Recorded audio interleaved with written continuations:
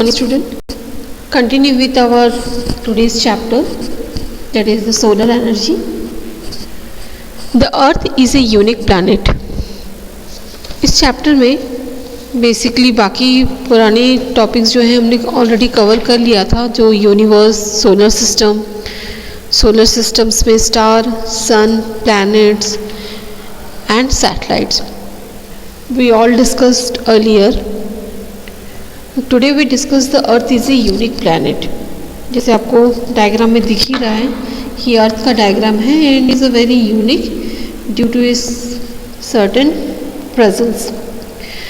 So the earth is the only planet where life exist. Life is possible only on the earth because of the presence of atmosphere, oxygen and of water. The atmosphere also protects us from the harmful ultraviolet rays of the sun. Its the surface has the mountain, rivers, valleys and oceans. It is believed that the earth was very hot during the early part of the formation. It took them millions of years for the earth to cool down. मतलब कि अर्थ जो है वो सिर्फ ऐसा एक planet है जिसमें लाइफ जो है वो एग्जिस्ट करता है. दूसरे किसी प्लैनेट में लाइफ है नहीं. Life continue with this chapter. The crust layer of the earth is called the crust. The outer most layer of the earth is called crust. ये क्रस्ट कौन सा होता है? ये जो आउटर मोस्ट लेयर आपको दिख रहा है ना, वो होगा क्रस्ट वाला पोर्शन. फाइन. अब इसके बाद आता है the thickness varies from the place to place. It varies from 6 to 11 kilometre under ocean, but under high mountains it is about 70 kilometre thick. तो इसका मतलब ये होता है कि अर्थ का जो ऊपर वाला लेयर है, अर्थ का ऊपर वाला लेयर मतलब ये वाला पोर्शन, ये जो पोर्शन आपको दिख रहा है, ये पोर्शन कहाँ कहाँ पे वेरीज करेगा? ये वहाँ पे जहाँ पे क्या कहते हैं, ये हाई माउंटेन्स हैं, वहाँ पे ये वेरी करेगा. हाई माउंटेन्स पे क्या होगा? ये बहुत ऊंचा हो जाएगा. जहाँ जहाँ पे आप ये एरो देख रहे हो ना, इस टाइप से ये एरो आपको दिख रहा है यहाँ पे, यहाँ बहुत सारे एरो हैं. तो ये एरोस क्या शो कर रहा है कि ये वेरीज कर रहा है, कैसे ऊंचा हो जा रहा है. और जहाँ जहाँ पे क्या है, सिंपली ओशंस हैं, ओशंस की जगह पे इसकी जो थिकनेस होती है वो कम होता है, क्योंकि पानी कहाँ पे भरेगा? जहाँ पे गड्ढा होगा. गड्ढा कहाँ पे होगा? जहाँ उसकी लेयर कम होगी. तो ये चीज़ें इसमें बहुत इम्पॉर्टेंट है कि ये ओशन कहाँ पे है और माउंटेन कहाँ पे है. माउंटेन में इसकी थिकनेस ज़्यादा होगी और जहाँ ओशन होगा वहाँ पे इसकी थिकनेस जो होती है वो कम होती है. यहाँ पे आपको एरो दिख रहा होगा, बहुत सारे एरोज बने होंगे. देखिए यहाँ पे इस डायरेक्शन में बहुत सारे एरो हैं, यहाँ पे भी बहुत सारे एरो हैं. तो ये सारे एरो क्या बता रहे हैं? ये बता रहे हैं कि किस तरीके से इसकी थिकनेस जो है वो वेरीज करती है. इसके बाद नेक्स्ट पॉइंट जो आता है, नेक्स्ट पॉइंट इज इम्पॉर्टेंट. यहाँ पे क्या दिया है? It make up of rock. ये रॉक से बना हुआ है. रॉक से मतलब ये पत्थरों से बना हुआ है. And it contains continent and ocean. और जहाँ जहाँ पे पत्थर है वहाँ पे साथ में आप अगर ग्लोब को अच्छे तरीके से देखें, वहाँ पे कुछ पोर्शन है, कुछ पोर्शंस में ये ग्रीन कलर दिया हुआ है, ये वाले पोर्शन पे ब्लू कलर दिया है. Green colour stand for the greenery and blue colour stand for the ocean. Okay.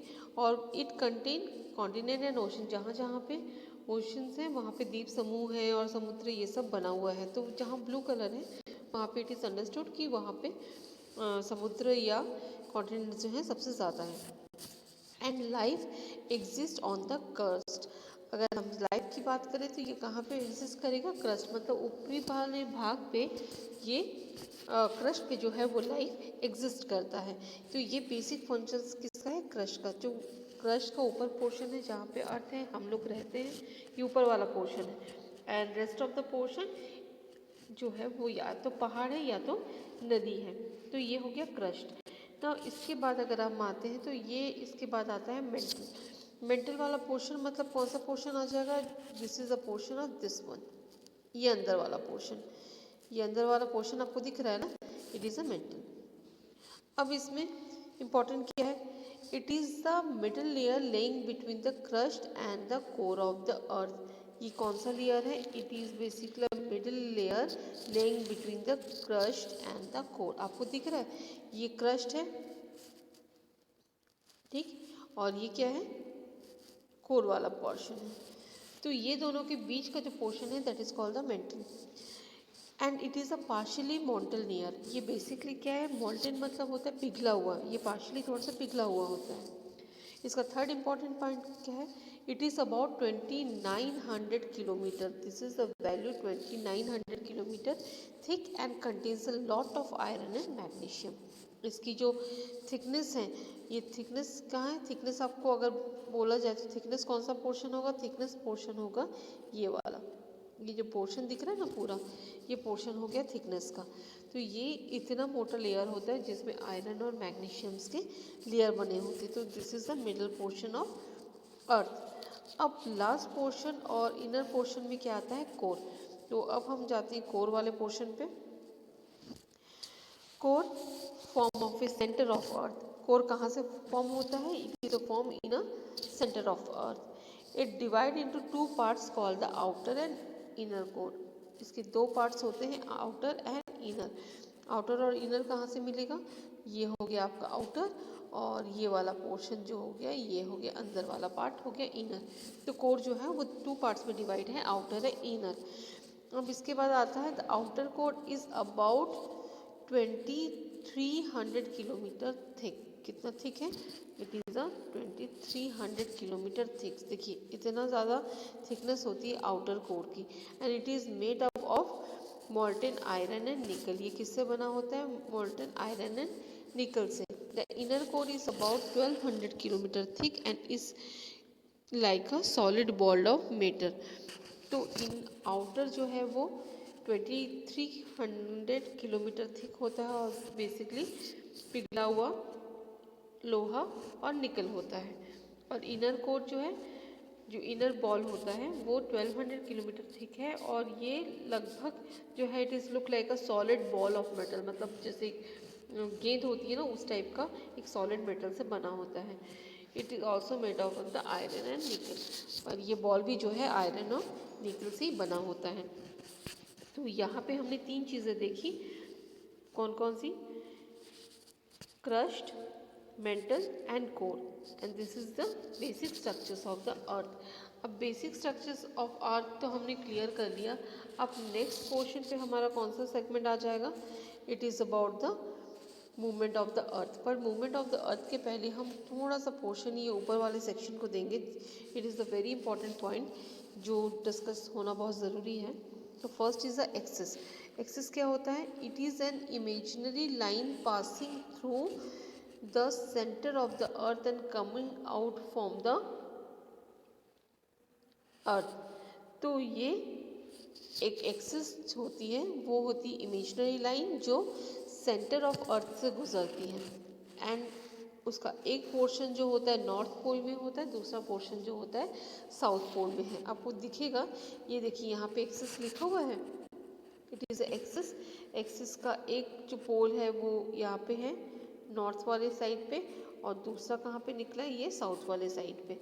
तो ये बहुत इंपॉर्टेंट चीज़ है जिससे हमको ये समझ में आए कि ये कहाँ कहाँ पे मूव कर रहा है। एक तो यहाँ पे हो गया और दूसरा मूवमेंट कहाँ पे हो गया? ये वाले मूवमेंट पे हो गया। तो ये है एक्सिस का कर्वेचर।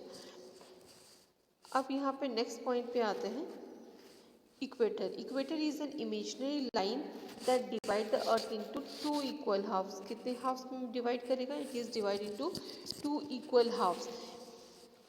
और यहाँ पे इक्वेटर की बात करेंगे तो बिल्कुल सेंटर पे होना चाहिए। तो सेंटर हमारा कहाँ पे है? देखिए सेंटर आपको दिख रहा होगा, इट इज़ अवर सेंटर। तो इसको क्या बोलेंगे? इक्वेटर। मतलब बॉल को बस बीच से काट दो तो वो हमारा पोर्शन हो गया इक्वेटर। जो लंबे से कटेगा वो होगा एक्सिस, जो बीच से जाता है वो होता है इक्वेटर। फाइन। अब हम नेक्स्ट वाले पोर्शन पे आते हैं। The upper half between the north pole and the equator is called northern hemisphere. The lower half between the equator and the south pole is called the southern hemisphere. ये next important part है। जो upper half है उसको हम north side बोलेंगे या northern hemisphere बोलेंगे, और जो लोअर पार्ट है उसको हम क्या बोलेंगे, साउदर्न हेमिस्फीयर। अगर इस पिक्चर्स को आप ध्यान से देखोगे, यहाँ पे आपको रोटेशन ऑफ अर्थ तो दिखा रहा है, साथ में वो ये भी बता रहा है कि कौन कौन सा जो पार्ट है वो क्या है। ये नॉर्दर्न हेमिस्फीयर का पार्ट है, ये आपका साउदर्न हेमिस्फीयर का पार्ट है, और ये पोर्शन जो होता है इक्वेटर का। इक्वेटर कौन सा वाला पोर्शन है, ये वाला पोर्शन है आपका इक्वेटर। तो it is shows the rotation of the earth. अब इसके बाद जो है हम स्टार्ट करेंगे मूवमेंट ऑफ अर्थ को देखना। मूवमेंट ऑफ अर्थ इज या the earth show two types of movement, rotation and revolution. Earth के main two types of revolutions movements होते हैं, एक तो होता है रोटेशन, दूसरा होता है रेवोल्यूशन। अब रोटेशन और रेवोल्यूशन में क्या फ़र्क होता है, तो फ़र्क ये होता है कि रोटेशन जो होता है, the spinning of the earth is on its own axis is called the rotation. जैसे भंवरा होता है ना, अपनी एक्सिस पे मूव करता है, तो वो होता है rotation. It is a very clear, the spinning of the earth is own axis is called the rotation. The earth complete one rotation in 24 hours. ये 24 आवर्स क्या है, दिन और रात के लिए है। This limit period is called the solar day. Rotation of the earth causes day and night. और ये जो रोटेशन है, अपनी एक्सिस की तरफ चक्कर लगाना, इसको करने के लिए कितना टाइम लगता है, नियर अबाउट 24 आवर्स। इस पूरे प्रोसीजर को क्या बोलते हैं, it is a solar day, और यही रीज़न है दिन और रात होने का। अब नेक्स्ट क्वेश्चन आता है रेवोल्यूशन। रेवोल्यूशन का मतलब क्या होता है, the movement of the earth around the sun is called the revolution. अब अपने एक्सिस पे तो चक्कर लगा रहा है, पर अगर सूरज के चारों तरफ वो चक्कर लगाए तो उसको क्या बोलेंगे, उसको बोलेंगे revolution. The earth takes about 365 days and 6 hour to complete one revolution. इसको टोटल कितना टाइम लगता है, 365 डेज एंड 6 आवर। सूरज का एक चक्कर लगाने के लिए अर्थ को समय लगता है। This time period is called the solar year. तो इस पूरे टाइम पीरियड को क्या बोलेंगे, सोलर ईयर। तो बेसिकली डिफरेंस यही है कि अगर रोटेशन है तो सोलर डे होगा, रेवोल्यूशन है तो वहाँ पे सोलर ईयर होगा। रोटेशन में अर्थ अपने एक्सिस में चक्कर लगाती है, और रेवोल्यूशन में अर्थ सूरज के चारों तरफ चक्कर लगाती है। तो revolution of the earth causes season, और यही रीज़न है कि सीज़न चेंज होता है, गर्मी सर्दी बरसात ये सब आता है। At a certain time season vary in the region have a very below at the equator of the earth. कुछ टाइम ऐसा भी होता है कि सीज़न धीरे धीरे वेरी भी करता है, मतलब जनवरी से लेके मार्च में थोड़ा हल्का सर्दी गर्मी होता है, but due to this changes कई बार वो गर्मी हो जाती है, कई बार वो ठंड भी हो जाती है।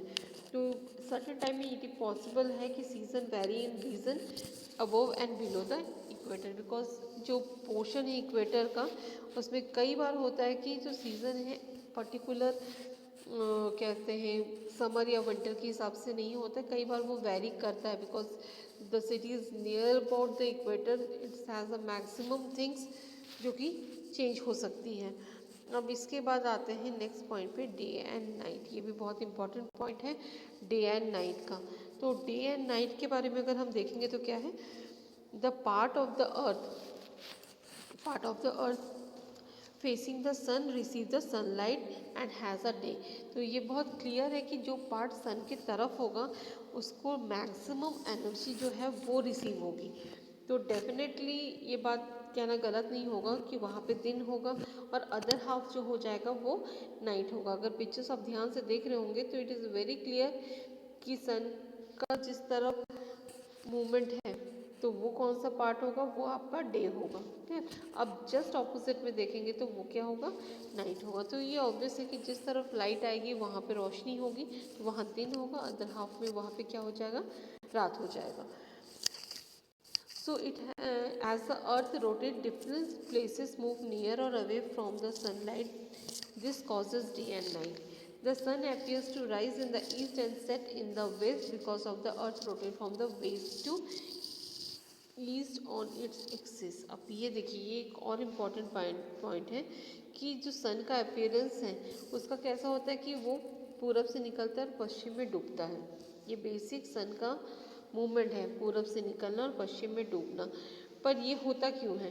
ये होता इसलिए है क्योंकि earth rotate from the west to east on it axis, because earth का जो रोटेशन है वो उनका घूमने का जो डायरेक्शन है वो वेस्ट से लेके ईस्ट है, मतलब इसको आप बोलोगे क्लॉकवाइज डायरेक्शन, ठीक है। ईस्ट से लेके वेस्ट होता है एंड वेस्ट से लेके हम ईस्ट, तो क्लॉकवाइज डायरेक्शन हम कह सकते हैं कि ये इसका जो मूवमेंट है वो होता है। एमसीक्यूज का पोर्शन वेरी सिंपल। अगर हम देखेंगे what does the rotation of the earth causes, तो rotation of the earth causes day and night, and what times period taken by the earth to complete one rotation, तो ये rotation हमको पता है क्या होता है, सोलर डे। तो फर्स्ट का भी ए है और सेकंड का भी ए है। अब हम जाते हैं नेक्स्ट पेज पे। तो नेक्स्ट पेज पे हमारा क्या है, the last segment of this, it is called the season. Now in a season the earth revolves around the sun, however during its revolution the earth always remain tilted on its axis at an angle 23.5 degree। तो अर्थ का जो position है ये हमेशा थोड़ा सा tilt होता है, मतलब एक हम सर्कल को बोलेंगे नहीं कि ऐसा रहता है। यू कैन सी इट कि यहाँ पे अगर ध्यान से देखोगे अर्थ का जो मूवमेंट है, अर्थ का जो स्टैंड है ये थोड़ा सा टिल्ट होता है। देखिए अब थोड़ा सा टिल्ट है, और ये टिल्ट कितना डिग्री का होता है, it is a tilt near about 23.5 degree. तो ये अर्थ का बेसिक जो है वो टिल्टिंग है या मूवमेंट है। अब इसी में ही आते हैं, तो ये फर्स्ट चीज़ हो गया। As a result a certain time of the year the northern hemisphere is bent towards the sun. तो ये इससे ये होता है कि अगर वो टिल्ट होता है तो ऑब्वियस है कि उसका जो ऊपर वाला पार्ट है वो सन के ज़्यादा करीब होगा। कौन सा वाला पार्ट होगा, नॉर्दर्न हेमिस्फीयर का, while the southern hemisphere is always away from the it. तो अगर ये झुका हुआ है, मतलब ये अगर हम देखेंगे ये अगर ये झुका हुआ है तो ये एक्सिस वाला जो पोर्शन है, ये वाला पोर्शन, ये पोर्शन, एक मिनट इसको ले लेते हैं। ये वाला जो पोर्शन है ये हमेशा क्या होगा, झुका हुआ होगा, ठीक। ये हमने पोजीशन ले लिया है, इसमें ये वाला पोर्शन जो है सन के ज़्यादा पास होगा। अगर ये ज़्यादा पास होगा तो ऑब्वियस है कि ये जो इधर वाला पोर्शन होगा वो उससे ऑटोमेटिकली दूर हो जाएगा। तो यही रीज़न होता है कि एक तरफ सूरज की रोशनी बहुत ज़्यादा आती है, एक तरफ कम आती है, एक तरफ गर्मी बहुत ज़्यादा होती है, एक तरफ कम होती है। तो at the some other time means ये जो 6 महीने का गैपिंग भी आप कह सकते हो कि is at a certain time of the year the northern hemisphere is bent towards the sun while the southern hemisphere is away from it. At a some other time about 6 months the southern hemisphere is bent towards the sun while the northern hemisphere is away from it। तो ये जो bending का है, और always जैसे मैंने पहले कहा था कि अर्थ जो है वो रोटेट करता है, राइट, रोटेट करता है, साथ में रिवोल्यूशन भी है। तो ऑब्वियस है कि एक टाइम पे मतलब 6 महीने आप मान लो, 6 महीने नॉर्दर्न साइड जो है बेंड रहेगा, 6 महीने साउदर्न साइड जो है वो बेंड रहेगा, मतलब ये चीज़ें हाफ हाफ के केस में मूव करती है। इसके नेक्स्ट पोर्शन पे है ये डायग्राम, ये भी अपने आप में बहुत इम्पोर्टेंट है, जहाँ पे सेंटर में सन है, समर है, समर इन द हेमिस्फीयर कौन कौन सा, देखिए यहाँ पे पूरा रोटेशन दिया है आपका, कहाँ कहाँ पे क्या हो रहा है। Winter in the northern hemisphere, क्योंकि ये ऊपर वाला पार्ट जो है सन से दूर में है, आपको दिख रहा होगा कि ऊपर वाला जो पार्ट है वो सन से दूर में है और ये नीचे वाला पार्ट सन के पास में है। तो ये कौन सा हो गया, ये हो गया जो गर्मी है, सन का हीट ज़्यादा मिलेगा तो वो कहाँ पे मिलेगा, सॉदर्न हेमिस्फीयर में। और अगर ये पार्ट जो है वो यहाँ आ गया तो यहाँ पे क्या हो जाएगा, यहाँ पे हो जाएगा spring in the northern hemisphere. तो इसमें आधा साउथ पोर्शन में, आधा नॉर्थ पोर्शन में, तो यहाँ पे क्या रहेगा, स्प्रिंग रहेगा। उसके बाद अगेन जैसे मूवमेंट होती है तो यहाँ पे क्या, कौन सा मौसम आ गया, इट इज़ अ ऑटम। तो हर एक जगह अगर हम इस रेवोल्यूशन को देखेंगे तो यहाँ पे विंटर है, देन स्प्रिंग है, देन ऑटम है, फिर समर है, उसके बाद समर तो अंदर है, फिर again winter in the southern hemisphere, उसके बाद spring in the southern hemisphere, मतलब रोटेशन और रेवोल्यूशन ऑफ द अर्थ के कारण ये जो सीजनल चेंजेस होती हैं वो दिखता है। अब इसके बाद आता है the hemisphere that is tilt towards the sun get the direct rays so that it is warmer, it has a longer day and the shorter night, it has a summer. जो टुवर्ड्स द सन है, obvious है कि उसको sun rays ज़्यादा मिलेगी, तो वहाँ पे दिन ज़्यादा होगा और रात जो होती कम होती है। तो ये कौन सा डे हो गया, ये हो गया समर डे। उसके जस्ट ऑपोजिट में जो पोर्शन आपका अवे फ्रॉम द सन है, मतलब सॉदर्न हेमिस्फीयर जो अवे फ्रॉम द सन है, it gets slanting sun rays. Slanting का मतलब होगा कि थोड़ा कम मिलता है compare to the northern hemisphere.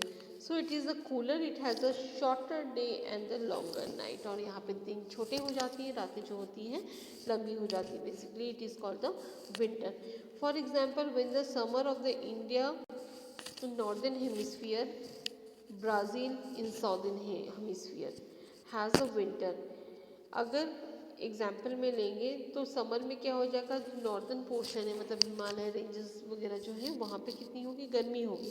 पर ब्राज़ील जो है ग्लोब में वो नीचे की तरफ है, सॉदर्न है, तो वहाँ पे क्या हो जाएगी, ठंड हो जाएगी। रीजन एट और near the equator receive the same amount of sunlight. इसमें एक फ़ायदा बस यहाँ पे कि जो रीजन नियर द इक्वेटर है, it is receive same amount of sunlight. जो बीच का है, जैसे मैंने कहा था ना बॉल को हाफ कर दो, तो ये बीच वाला पोर्शन इक्वल अमाउंट में सनरेज पाता है, मतलब चाहे वो 6 मंथ इधर हो या 6 मंथ उधर हो। सो it is likely the summer of 12 hours day and the 12 hours of the night through out the year. तो यहाँ पे क्या होता है, it is little bit like a summer, 12 घंटे धूप रहती है, 12 घंटे छाँव रहती है, मतलब 12 आवर्स में इट इज़ जस्ट डिवाइडेड। ये कह सकते हैं, मतलब ठंड और गर्म का जो रोटेशन होता है वो इस तरीके से है। Autumn comes between the summer and winter. Autumn का महीना कब आता है, समर और विंटर के बीच में। वह spring comes between the winter and summer, autumn and spring are the neither very hot not very cold. तो स्प्रिंग कब आता है, विंटर एंड समर के बीच में, और ऑटम कब आता है, समर और विंटर के बीच में। इसमें एक चीज़ रह गया कि autumn and spring are the neither very hot और नॉट वेरी कोल्ड। तो जैसे मैंने कहा कि विंटर में कोल्ड होगा, समर में हॉट होगा, पर ऑटम्स वगैरह क्या है या स्प्रिंग, इसमें क्या होगा, बहुत ज़्यादा ठंडी भी नहीं, बहुत ज़्यादा गर्मी भी नहीं होती है। तो लास्ट लाइन एक बार देख लेते हैं, दस द रिवॉल्यूशन और tilting of the earth cause the changes in season in different part of the अर्थ। तो ये जो रिवोल्यूशन है या ये टिल्टिंग जो है, झुका हुआ 23.5 डिग्री के कंपैरिजन में, तो ये बेसिकली क्या करता है, चेंज करता है सीज़न को of different parts of the earth. Keywords तो बस इतनी है, star, satellite, rotation and revolution.